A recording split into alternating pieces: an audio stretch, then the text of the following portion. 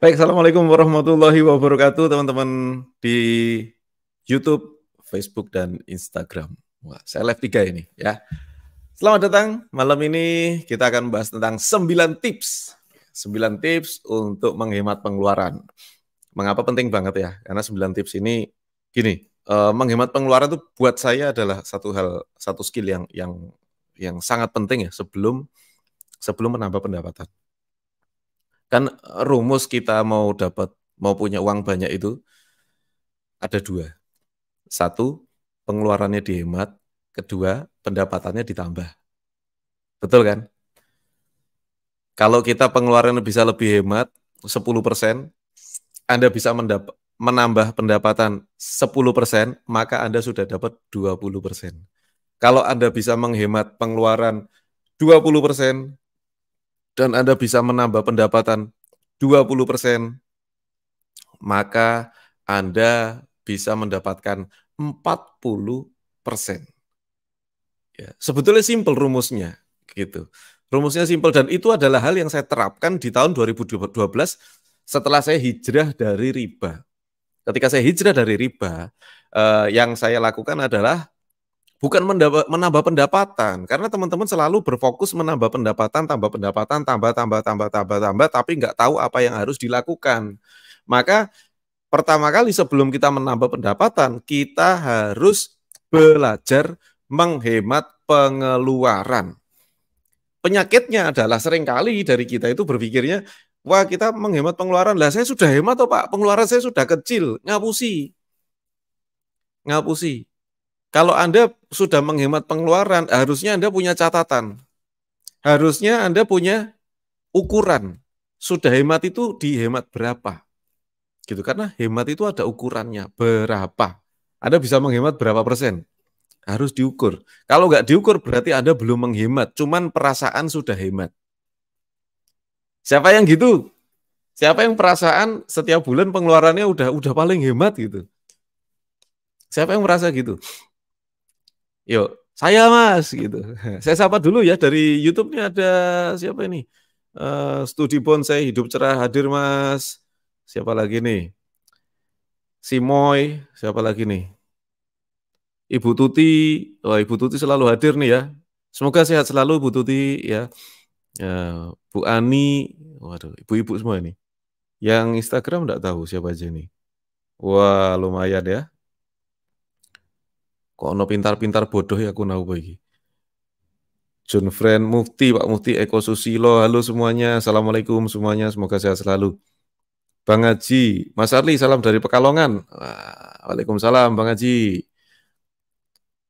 Ini Mas Desi Surabaya hadir, siap. Cilengsi, Tegal hadir, siap.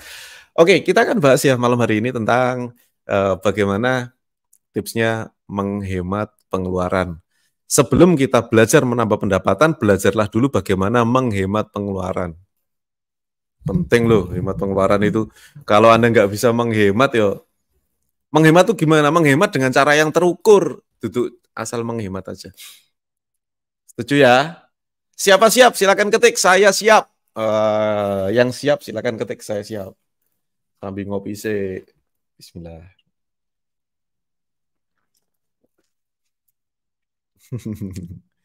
Oke, siapa siap? Langsung ketik. Saya siap. Siap? Waduh, yang di Facebook udah pada siap nih. Mantap. Saya malam ini saya punya 9 tips. Ada 9 tips nih. Tentang bagaimana menghemat pengeluaran. Kenapa penting sekali? Sekali lagi, kalau Anda nggak bisa menghemat pengeluaran, ya, maka Anda nambah pendapatan seperti apapun akan habis. Karena banyak banget orang yang mengeluh sama saya itu bahwa mereka suka gimana? Pendapatannya sih nambah, ya pendapatannya nambah, tapi yang terjadi adalah semakin pendapatan yang bertambah, ya semakin pendapatan bertambah itu bukannya semakin punya uang, pendapatan bertambah justru malah keinginannya bertambah. Pengeluarannya juga ikut naik gitu. Harusnya pendapatannya naik, pengeluarannya turun. Maka Anda akan punya uang lebih banyak. Uangnya untuk apa, Mas? Bisa untuk diinvestasikan ke bisnis, ya. Bisa untuk ditabung di emas, kemudian bisa untuk membeli tanah satu ketika nanti. Dan itu yang saya terapkan selama bertahun-tahun. Gitu ya. Ya makanya nggak pakai pakaian-pakaian sing branded gitu ya. Mana-mana deh saya. Gitu. Oke, kita jelas ya. Oke, nomor 1, catat. Udah siap catatan belum? Nomor 1. Ya. Untuk bisa menghemat pengeluaran, ya, hal yang paling penting dari semua hal adalah membuat catatan anggaran. Membuat catatan anggaran.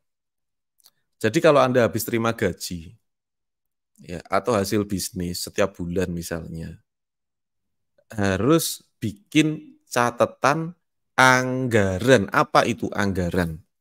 Anggaran itu adalah rencana yang dengan sengaja dan serius, ya sekali lagi, rencana dengan sengaja dan serius kita lakukan untuk menggunakan uang kita.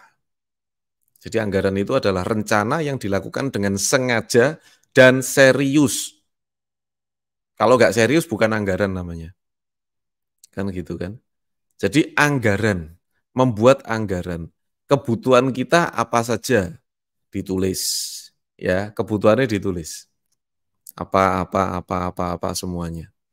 Nah, setelah kebutuhan ditulis, ya kan, kemudian dikasih nominal kebutuhannya berapa.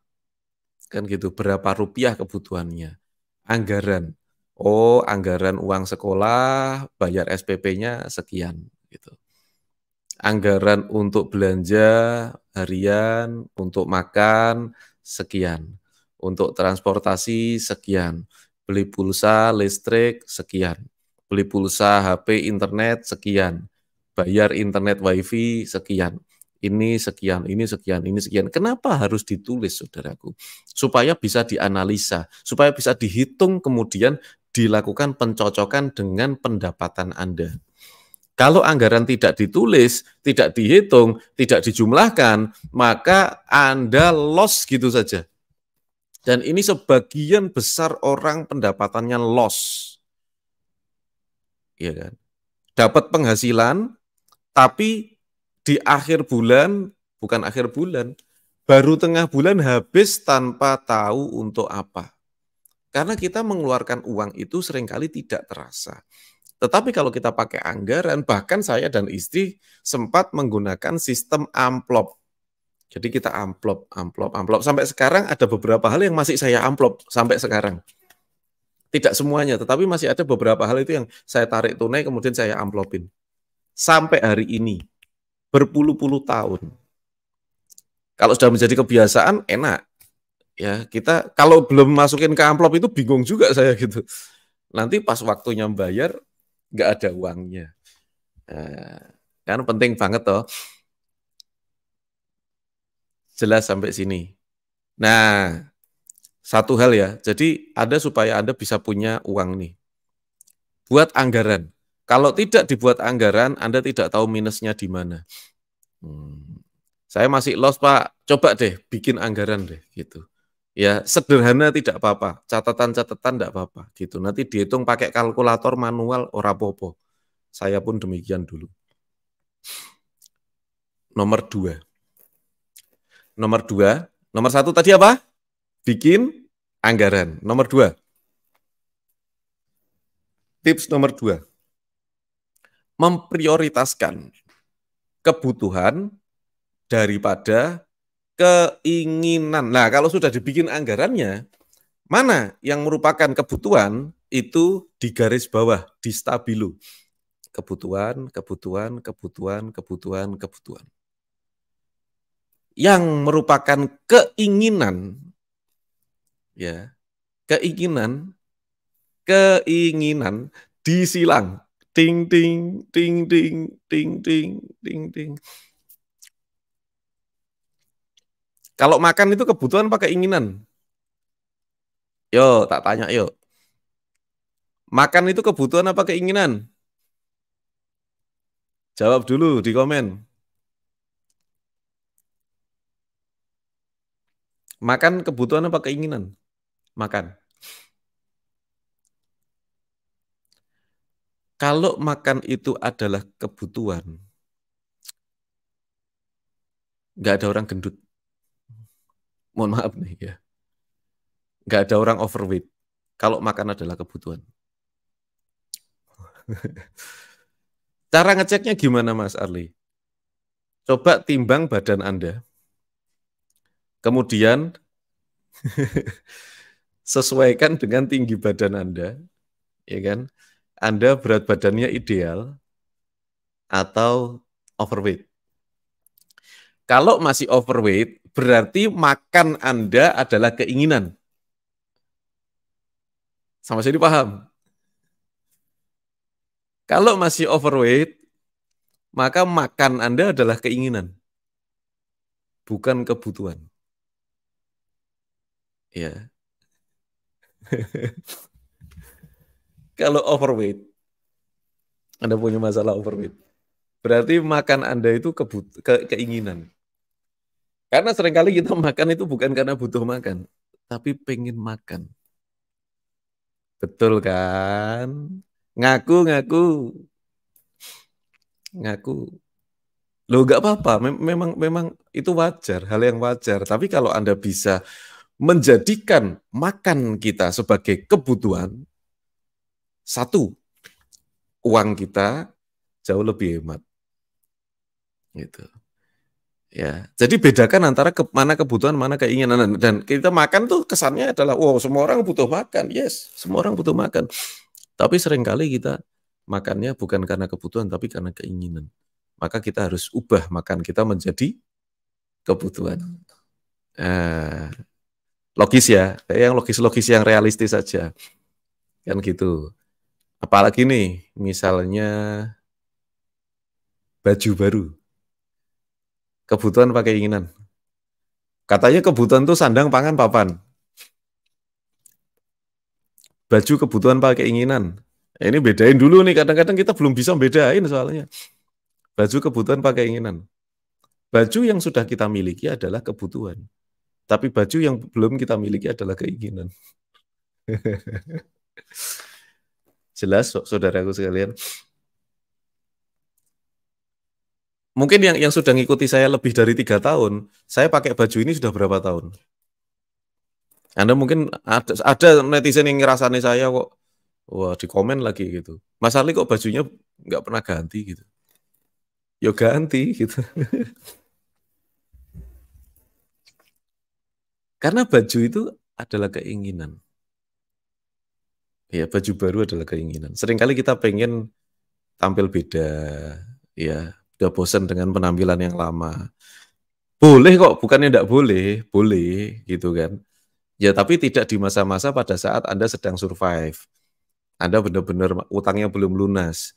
Kalau punya utang belum lunas terus beli baju, ya itu namanya nuruti keinginan. Jelas ya? Bedakan dulu mana kebutuhan dan keinginan. Kebutuhan itu betul-betul yang pokok, yang utama. Rumah kebutuhan pakai keinginan. Rumah. Orang bilang kebutuhan. Yang penting rumah toh, kontrak kan boleh kan. Rumah kecil boleh kan. Gitu. Nggak harus rumah baru di klaster yang baru kan. Kalau ada rumah harus setara dengan teman-teman selevel Anda, itu keinginan. Tapi kalau yang penting bisa tinggal, itu namanya kebutuhan. Ya. Nah, bedakan. Ya nggak ada masalah kalau Anda punya uangnya. Tapi kalau kita nggak punya uangnya sampai ngoyo, terus kemudian sampai ngutang, nah itu kita nuruti keinginan, bahkan kita sampai berhutang. Oke, jelas ya? Itu nomor berapa tadi? 2. Nomor 2, Anda kenali mana kebutuhan, mana keinginan. Kemudian setelah Anda kenali, ya mana kebutuhan, mana keinginan, Anda baru memprioritaskan kebutuhan, bukan dihindari keinginan itu, tapi ya kebutuhan itu diprioritaskan dulu. Kebutuhannya sudah cukup belum? Sudah oke belum? Sudah terpenuhi belum? Kalau belum terpenuhi, tinggalkan semua keinginan-keinginan. Gitu. Kalau kebutuhan sudah bagus, baru keinginan kita. Jangan sampai kita mendahulukan keinginan-keinginan sehingga kebutuhan-kebutuhan itu tertinggal di belakang, nggak kebagian uangnya. Nah, itu ya. Oke. Nomor 3. Nah, kalau nomor 3 ini kadang saya tidak pernah melakukan ini, tapi istri saya, gitu. Yaitu belanja cerdas.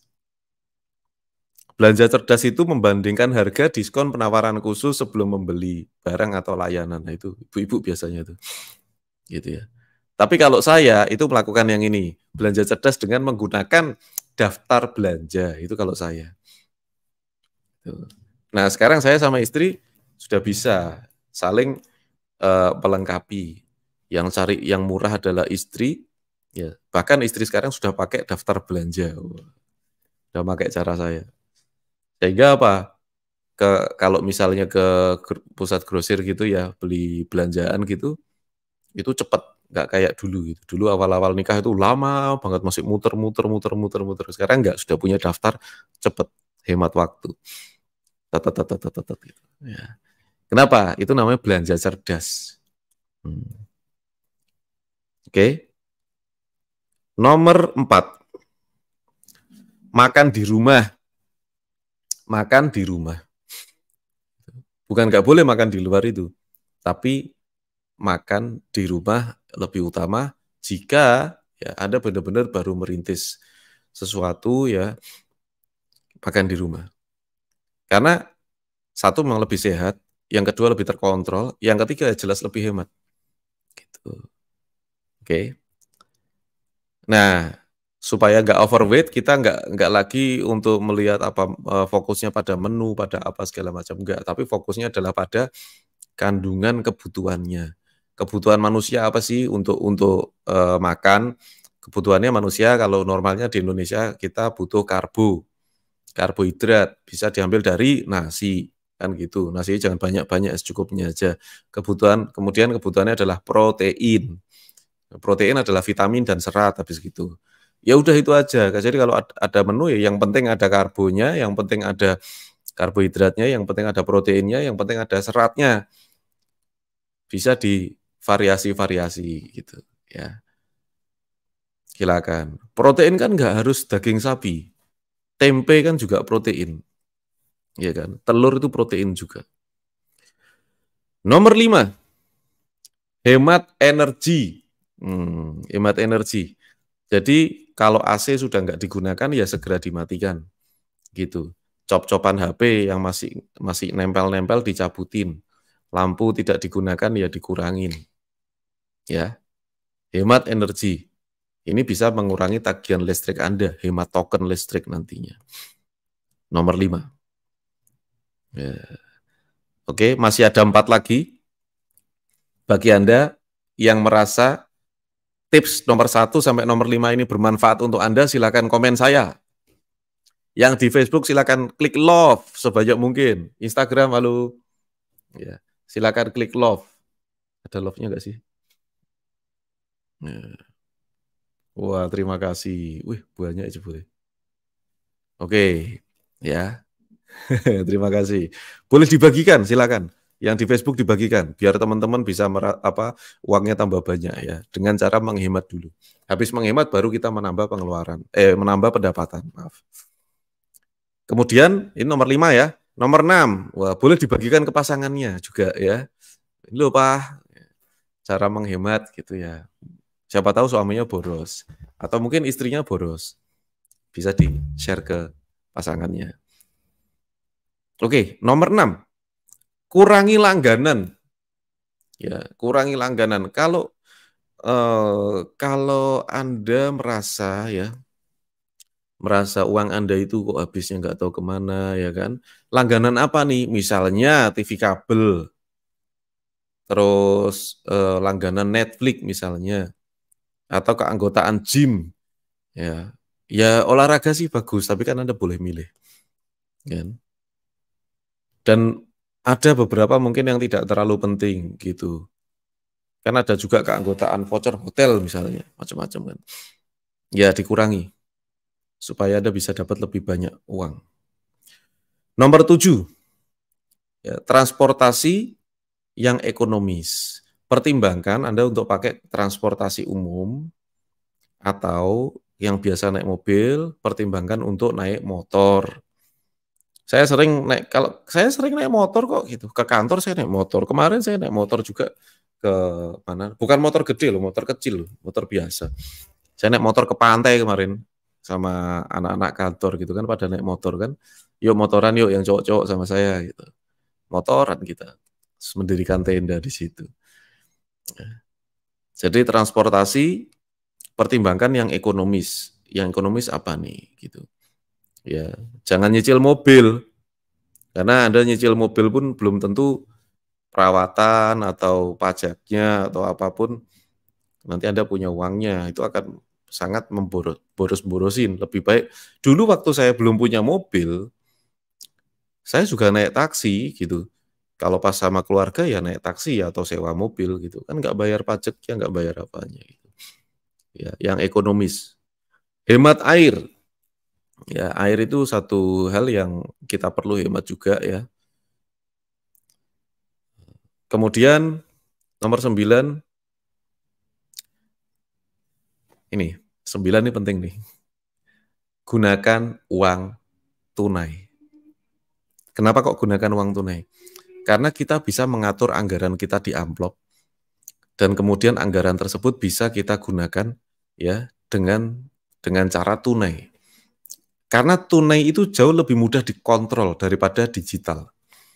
Kalau masih di rekening kita main transfer, main kris, main apa segala macam ya, itu lebih sulit dikontrol daripada tunai. Tunai itu lebih enak. Saya sampai hari ini juga masih sering pakai tunai. Bahkan transaksi yang cukup besar pun saya pakai tunai. Gitu. Apalagi transaksi emas itu seringnya tunai. Gitu. Ya, itu nomor 9. Ya, jadi 9 tips ini yang bisa saya berikan pada malam hari ini, saudara-saudara sekalian. Saya sih berharap ya mudah-mudahan 9 tips ini bisa Anda renungkan lagi dan kemudian Anda terapkan. Kenapa? Karena penting sekali kita untuk bisa menghemat pengeluaran-pengeluaran kita. Sebelum Anda berpikir mau bisnis apa, mau nambah pendapatan Anda apa, mau dengan cara apa segala macam, tapi harus dihemat dulu pengeluaran Anda. Percuma Anda nambah pendapatan kalau Anda tidak bisa menghemat pengeluaran. Percuma. Karena Anda juga nggak dapat istilahnya, nggak bisa dapat uangnya juga. Supaya uangnya tambah banyak ya dihemat pengeluarannya, kemudian kita tambah pendapatannya. Sekali lagi, kalau Anda kurangi 10% pengeluaran Anda naikkan 10% pendapatan Anda, maka Anda dapat 20%. Ya, uang longgarnya.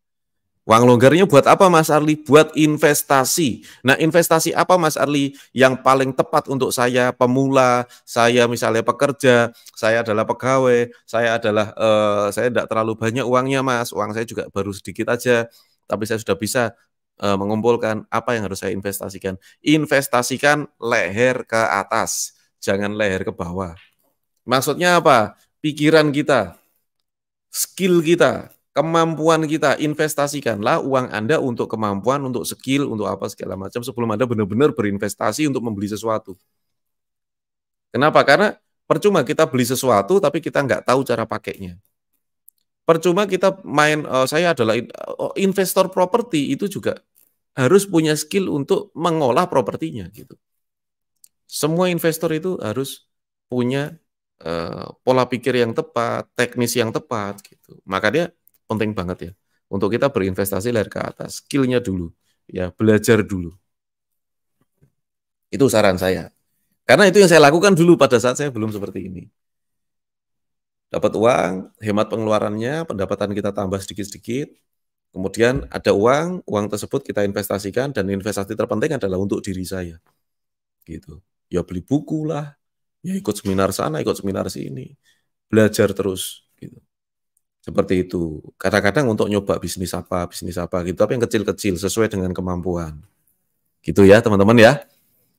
Baik, mudah-mudahan bisa bermanfaat saudara-saudara sekalian, dan sekali lagi ini tips yang sudah saya praktekkan selama ini, 9 tips ini.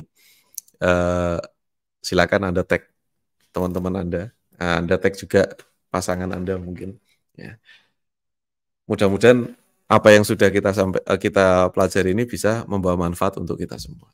Demikian saya doakan Bapak Ibu sekalian, saudara-saudara sekalian, semoga Allah Subhanahu wa taala senantiasa memberikan kita semua rezeki yang berkah, rezeki yang melimpah dan juga rezeki yang bermanfaat.